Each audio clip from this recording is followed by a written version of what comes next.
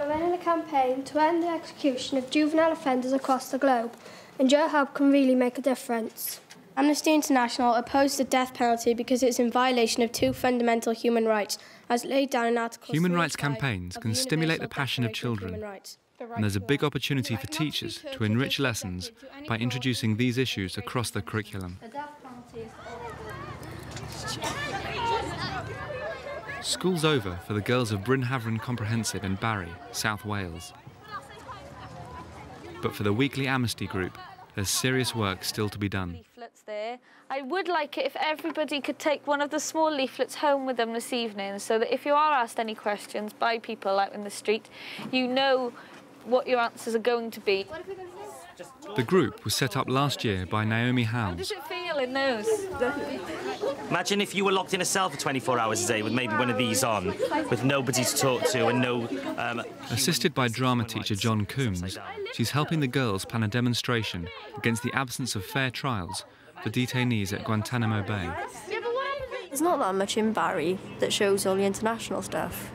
There's not that many groups that go around showing stuff like that, so a few people should be interested. What do you think it makes people feel like if they're all dressed the same? Like not as individuals. Good, not as individuals. Paige has got a good point. The reason that these suits are orange, Paige believes, is... Because orange is a colour that makes people unhappy and fight and angry and upset. Makes them aggressive and upset. What should I do now? Across Britain, there are nearly 600 Amnesty youth groups, campaigning against torture and in support of prisoners of conscience around the world. Remember, you have to be polite and you have to make sure that what you're writing is correct. You can't just make claims that aren't true. I am writing to ask you if you could please change. They're starting to realise that they're not just girls in a small town in Wales.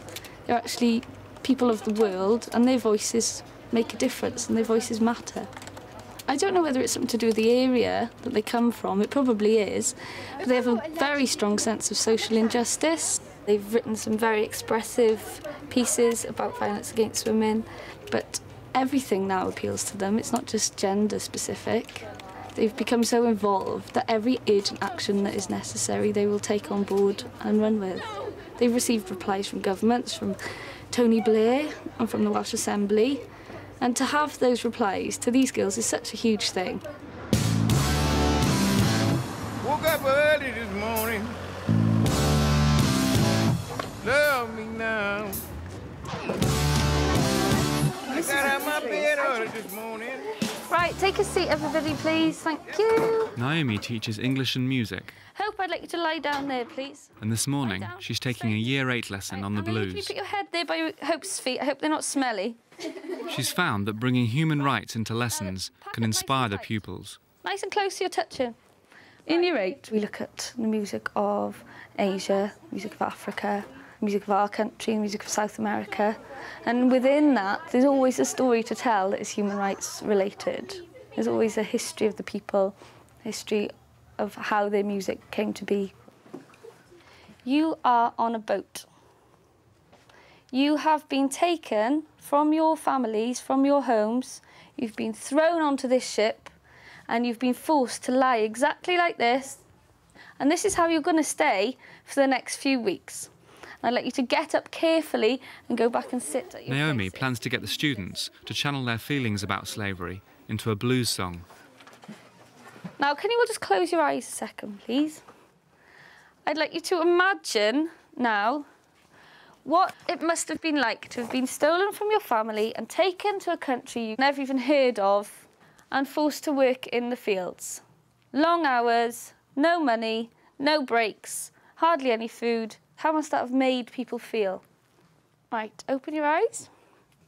Now, in groups, I'd like you to start constructing your own blues song, remembering all that you've learnt about the slaves.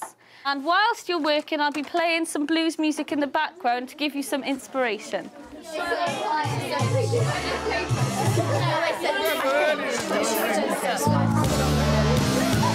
Love me now. Taken away. So what rhymes with song? Long, yeah. Yeah, the days are very long. I'm singing this song. I'm singing this song. Something. The days are so long. Singing's all I've got to get me through the day. Yeah. I think people are ill, dying around us. Of hunger. I'm packed on a ship right now. Dying of hunger. So, Right, can we all stop what we're doing then, please? I'd like somebody to tell me what they think the most important lesson they've learnt about today has been. Raja? Everyone's equal. Everyone is equal. Neve? Treat people how you would like to be treated. Treat people how you would like to be treated. And Hannah? No one's better or worse than you. Good. Nobody is better than you and nobody is worse than you. We're all equal. In the Welsh curriculum, human rights is taught as part of personal and social education. But last term, Naomi organised a Human Rights Week across the curriculum to coincide with Amnesty's annual Protect the Human campaign. I came up with lesson plans for the various subjects, and luckily Amnesty supply quite a lot of lesson plans for various subjects, which we were able to use. I suppose the ones that lent themselves to human rights most easily were English, history, geography, you know, the basic ones you would think of. Drama wasn't too difficult to think of. Dance, they were able to do something. But the ones that took more deliberation were maths, science. Luckily I had some help from the science department because I'm rubbish at science, but they decided that they would look at the way science has been used to torture people, so acids and gases that have been used, sensory deprivation, electrocution. Oh my God, I feel bad. That one hurt. Spread through! I don't like that. The experience has stimulated staff to experiment with human rights to add flavour and focus to lessons. Today, Anthony Bebb is teaching a Year 9 science class on the life of Galileo. Aristotle said the Earth stays still and we see the sun and the stars move around the sky because they're going around us. When Galileo came along, he invented the telescope and he noticed that planets had moons going around them. So if things can go around planets, okay, then perhaps not everything is going around the Earth. So he wrote a book about it. And what happened to his book? Lauren? He wasn't able to write and it got taken off him. Okay, yeah, his book was banned. Why? Because he had his own opinion. He had his own opinion, good. And what did his opinion go against? The Catholic beliefs. The Catholic beliefs. The Catholics believed that the Earth was the centre of the solar system, and that was fact, okay? And anybody that went against it would be put on trial, as if you've committed a crime. What's your initial thoughts on that? It's not fair because everyone should have their own opinion. Everyone should have their own opinion and be able to express it, do you think? Yeah. They should be able to tell other people? Yeah, and if he wants to write the book of his opinion, he can. It should say Article 1. The pupils are then set a task to relate Galileo's persecution to the UN Declaration of Human Rights. Now, what I want you to do is have a look at those articles and try and highlight, if you've got a highlighter, or underline, the ones that you think were broken or violated in the case of Galileo. Everyone has the right to freedom of thought, definitely. That's 18. Conscience and religion. I think it's important to give it a go.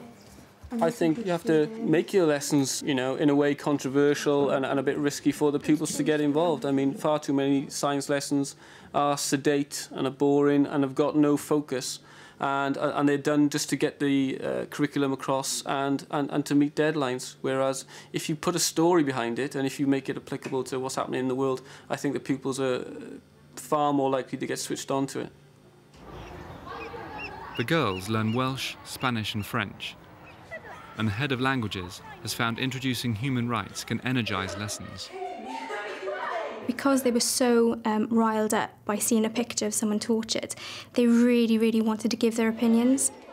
So cross-curricular is superb in opening up people's minds and giving them the realisation that by using a language you can express yourself about anything in the whole world. It's like a big buzz in the classroom and everyone's just wants to put their hands up, which is hard in language because it can be quite intimidating to say something in a different language because you don't want to make a mistake. But because they're so carried away and so intent on giving their own opinions, they don't really care if they make a mistake, which is great for us because for us as teachers, we want them to communicate. Human rights are also covered in form periods during the theme of the week. It's a whole school approach, supported by the head, who's careful to avoid the pitfalls.